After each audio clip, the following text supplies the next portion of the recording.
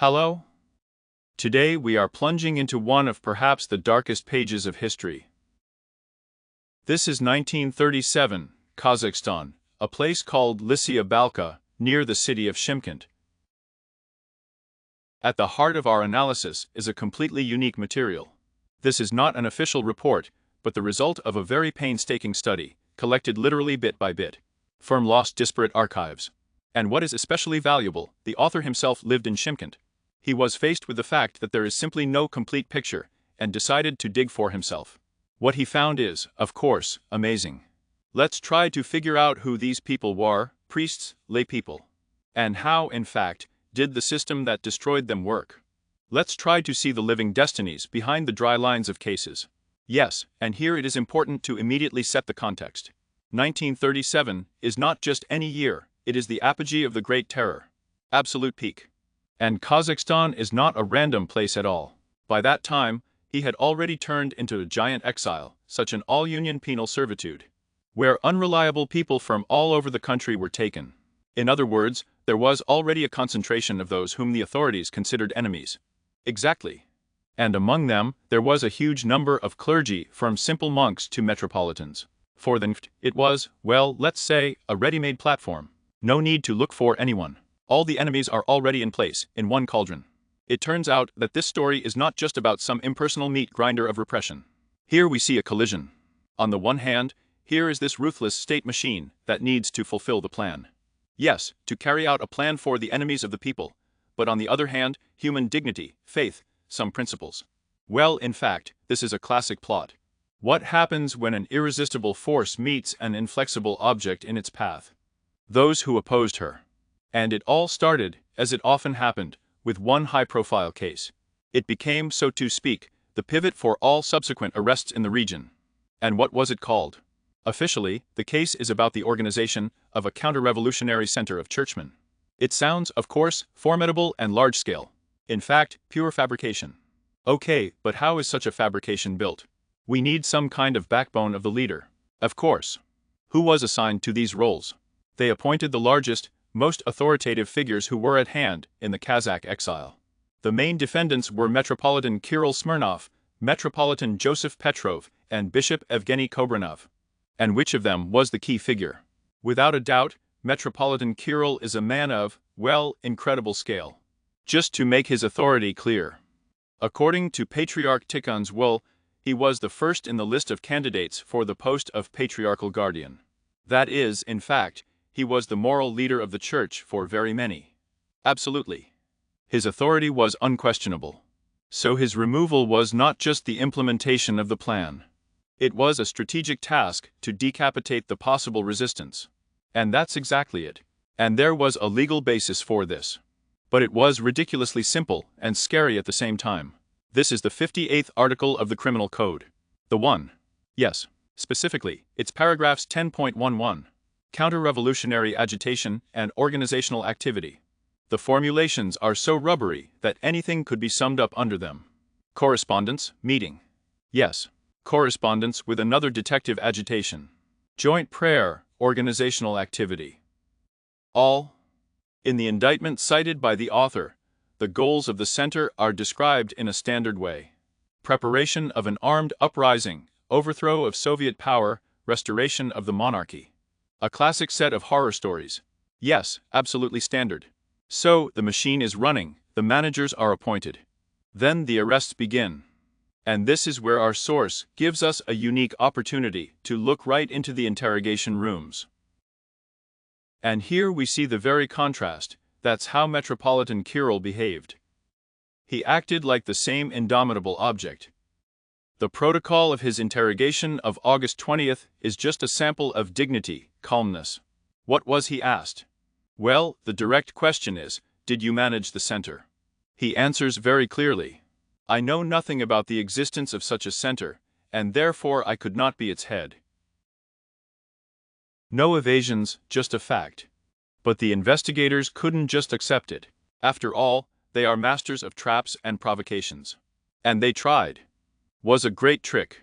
They asked him why it was he, and not someone else, who solved important church issues while in exile. And this is a trap for him to recognize his informal status as a leader. Exactly. Which could then be inflated to the head of the underground. And what did he say?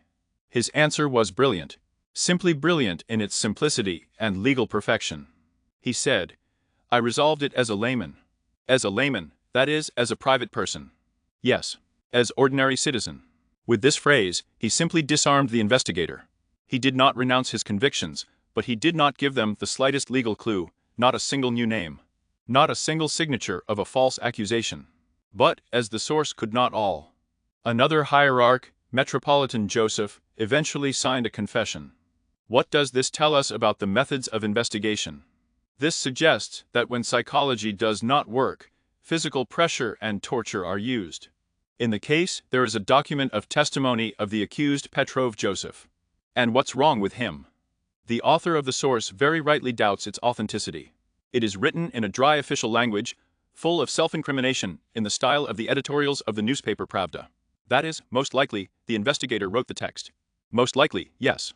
And the signature was just knocked out power. Metropolitan, perhaps, he admitted that he had led the illegal religious organization, well, that is, in fact, the church community. And the investigation just changed the words. Of course, turning it into a counter-revolutionary underground. And with such a confession, stamped or forged, the car is getting fuel, began shooting. The source allows us to see not just lists, but destinies. Here is the first wave on August 27, 1937. Who are these people? And here it's amazing how different people were on the same firing list. For example, Abbess Eva Pavlova. In fact, she created a secret convent in Chimkent. Secret, how is it? The sisters lived in the world, worked somewhere, but maintained a monastic lifestyle. Were under the spiritual guidance of the Sun hierarchs, and next to her in the same list of Gs. Vladimir Smirnov. In the past, the legal advisor of Patriarch Tikhon himself, a man with a brilliant education, who had already been arrested 4 times before. Completely different worlds united by one tragedy. In other words, the very fact of organizing some kind of life outside the control of the state, even purely spiritual, is already a crime. Of course, this is what is called secret monasticism. All monasteries are closed, and church life simply goes underground. The story of Abbess Eva, or from Herky Mandrita Elifaria, who was shot on the same day, are just examples of such quiet resistance. They didn't plot. No. They were just trying to maintain their lifestyle. But for the system it was tantamount to treason. And that was just the beginning. Just a week later, on September 4th, the conveyor started working again. Archbishop Alexei Orlov and 2 Athos monks were executed. Yes, and the story of one of them, Ilarion Tsurikov, is simply amazing. The source has details from his case. He was an Imislavite. Imislavits? For those who don't know what it means. To simplify it very much, this is a specific theological dispute of the early 20th century on Mount Athos. The Imislavians believed that the name of God is inextricably linked with God himself, that it is God himself. And their opponents considered it heresy. Yes, the dispute was so fierce that Russian troops were sent to Athos in 1913 to pacify the monks. So, this Hilarion was an active participant in the movement. And for that a court-martial under the Tsarist regime sentenced him to death. In other words, he was sentenced to death before the revolution. Yes. But he was released. And that's the whole point. A man who was inconvenient, even for the Tsarist government, escaped death. And the Soviet machine turned out to be much more omnivorous and ruthless. She didn't care what your background was, what your beliefs were. You're just a cog in the plan. And who passed these sentences? It was the court with lawyers, with the meeting. No, and that's the key point. There was no trial in our understanding. Sentences stamped out of court on an infamous Troikant conveyor. The perfect tool for mass terror. 3 people. The head of the NFT, the prosecutor, and the representative of the Communist Party. They gathered, looked through the lists and brief conclusions, and decided, most often, to the death penalty. The whole process took minutes, a real conveyor of death. 20th November 1937, the pipeline. I got to the main defendants. Executed by Metropolitan Kirill, Metropolitan Joseph, and Bishop Eugene. Yes, the operation has achieved its main goal. The leaders of the fictional organization were physically destroyed. But the car didn't stop there, of course. Even in the new year on 31st December, she continued to work. And the stories of the two priests who were shot on this day are especially touching by the priest John Moronsky. His story is another form of inflexibility. During interrogations, he refused to sign the protocol. His explanation, recorded in the case, is striking in its power. He has never signed and cannot sign, according to his beliefs. This is a direct refusal to play by their rules. Exactly. Even when your life is on the line. And the story of another priest, Vladimir Preobrazhensky, shows a different side. During the interrogation, he said that, in fact, was the verdict of the system. Which one? I consider myself guilty only of being a religious person. But the worst thing was something else. During the search, they found his personal poems. One of the poems, The Dream of the Son of a Priest, was filed to the case as material evidence of his counter-revolutionary character. Just think about, poems, personal sufferings line of weakness and pain is counter-revolutionary character. Here is a quote from this Vedanta. I pray, lighten my cup of suffering. I am an old, weak, sick person. It's not just absurd anymore. It's more than that. This shows that the totalitarian system in its limit is no longer fighting with actions, not with words spoken publicly. It is fighting with the very inner world of a person. In other words, your right to personal experience is already a crime. Yes, your personal pain, your doubts, your weakness, expressed on paper for yourself, is already a state crime. The system seeks to control and ultimately destroy not only your body, but also your soul. This is the highest point of dehumanization. What is the outcome of this whole story? What happened to these 64 people? The result was predictable. All of them were shot in the Fox's beam, their bodies were dumped in common unmarked graves. The exact place of burial is still unknown. And oblivion came. For a decade. And then, in another era, on June 5, 1958, by the decree of the Presidium of the South Kazakhstan Regional Court, all of them were rehabilitated. Officially, on paper, the state recognized the corpus delicti. There was nothing in their actions. And the Church, how did it react when such an opportunity appeared?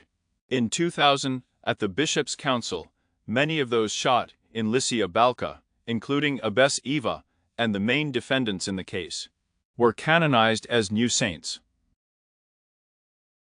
In other words, their status has undergone an incredible transformation from enemies of the people through legal rehabilitation to church glorification. That's right. It turns out that we have analyzed the history of one particular place, one fabricated operation. But the Fox beam is just one point on the huge terrible map of the Gulag. Of course. And behind the dry lines of protocols that the researcher unearthed, we saw both the cold logic of the destruction machine and completely different examples of human courage, from the intellectual duel of Metropolitan Kirill to the quiet poetry of a village priest. Yes. And at the end of his research, the author gives one very strong quote. These are the words Protearia gleba the Kalids, and they are forced to look at it from a completely different angle. Which one? He said, if we canonize all the new martyrs of Russia, then there will be more saints in the Russian Orthodox Church than in all the other local churches combined. That's the scale. This thought simply reverses our usual idea of holiness. Usually a saint is a kind of rare exceptional phenomenon. A peace phenomenon. Yes. And here we are talking about holiness as a mass phenomenon, born as a direct response to mass terror. This changes the very optics through which we look at the history of the 20th century for this country. This is no longer just a question of faith, it is a question of memory. And what a person can actually put up against an inhumane system. Is there any last thought worth pondering after all we've heard? Perhaps this is what they created all these archival files, interrogation protocols, certificates of execution, as instruments of destruction and oblivion. Their goal was to erase these people from history, to turn them into nameless dust. But today, ironically, It is these dry, terrible documents that become the main, and sometimes the only one, sources which allows us to bring these people their names, their voices, and their stories. In other words, the executioner's weapon has become the historian's tool. Exactly. And this is perhaps the most important lesson about the power of memory.